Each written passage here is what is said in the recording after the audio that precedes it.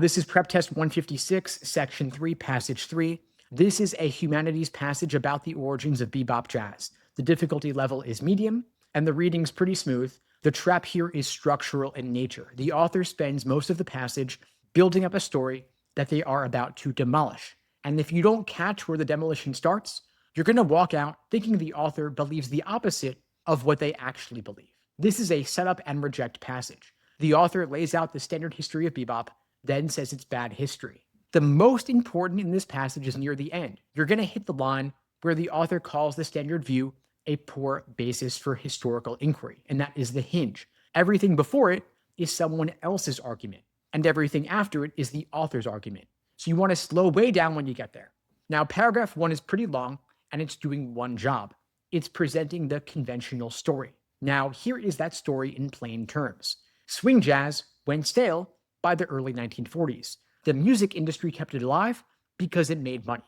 Bebop came along and smashed through that wall. That is the standard account, not the author's account. Now, you want to read this paragraph at a pretty steady pace, but don't get invested emotionally. Your only job here is to tag it.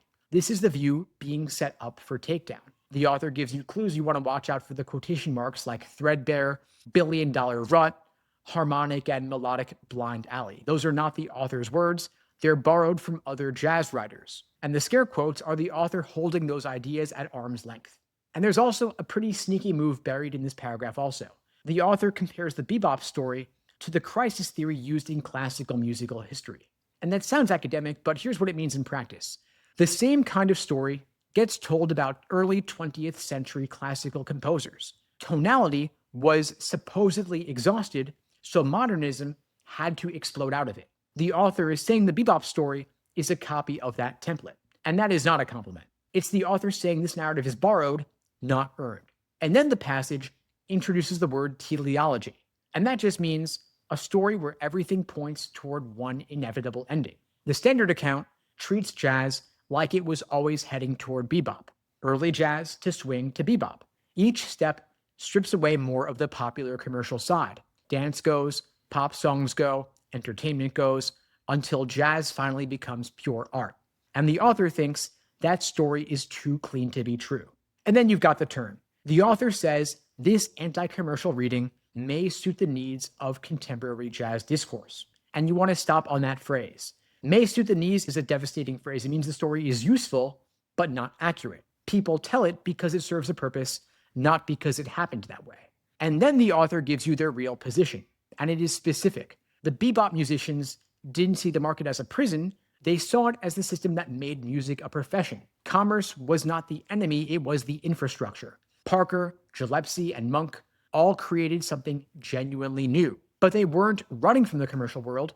They were trying to find a better deal within it, with more autonomy and more recognition under the same system. And that distinction is everything.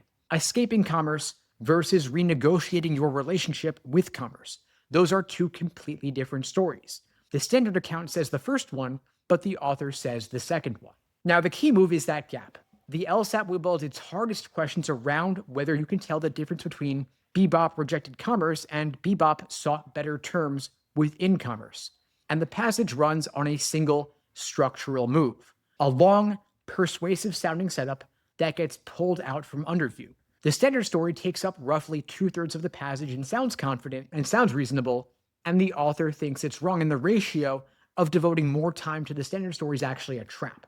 Now, the author's stance here is direct.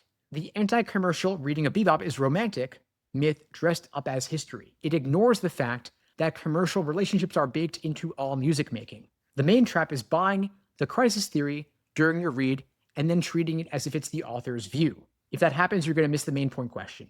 You'll also miss the author's attitude towards commercialism. The author doesn't think commercialism corrupted jazz. The author thinks commercialism enabled it. Now, before you hit the questions, you want to make sure you're solid on 3 things. First, why does the author keep putting other writers' phrases in quotation marks?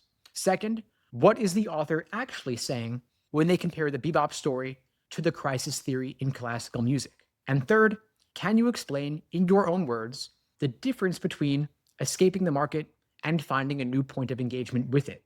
And that they're ones where you're going to find your points.